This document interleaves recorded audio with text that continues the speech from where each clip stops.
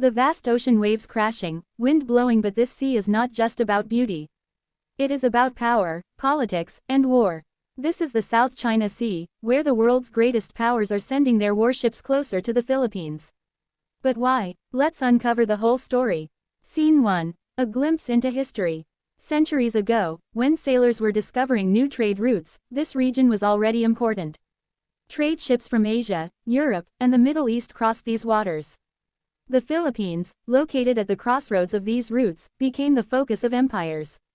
First the Spanish, then the Americans, and now, the world powers still see it as a jewel of strategy. Scene 2. China's claim. Today, the conflict grows sharper. China claims almost 90% of the South China Sea. It calls this claim the 9-line. But here lies the problem. The Philippines, Vietnam, Malaysia, Brunei, and Taiwan also demand rights in these waters.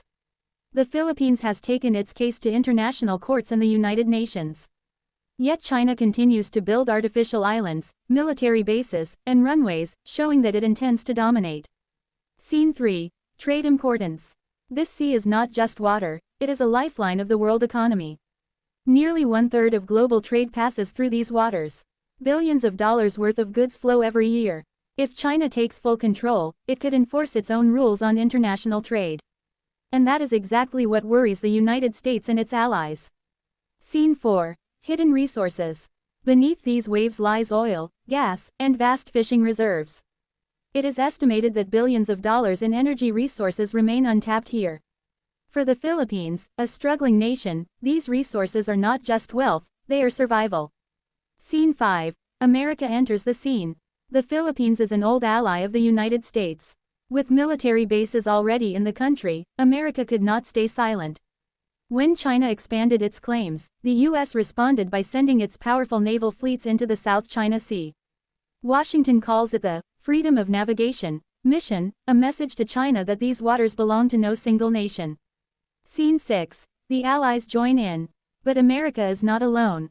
Japan, Australia, the United Kingdom, and even European Union nations are now sending warships.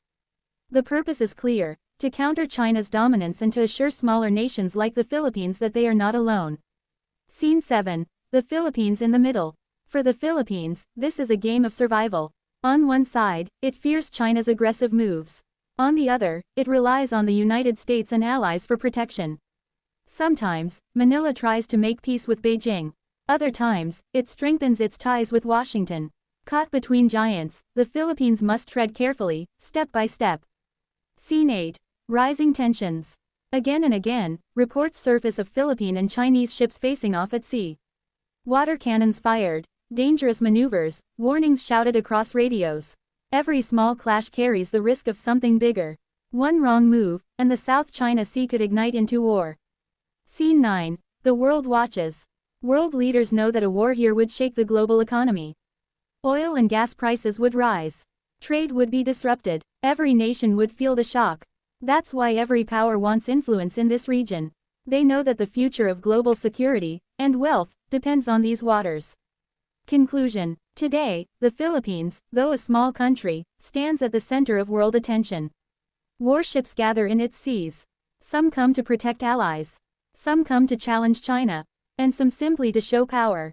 This is not just the story of the Philippines. It is the story of global rivalry, power struggle, and the fight for resources.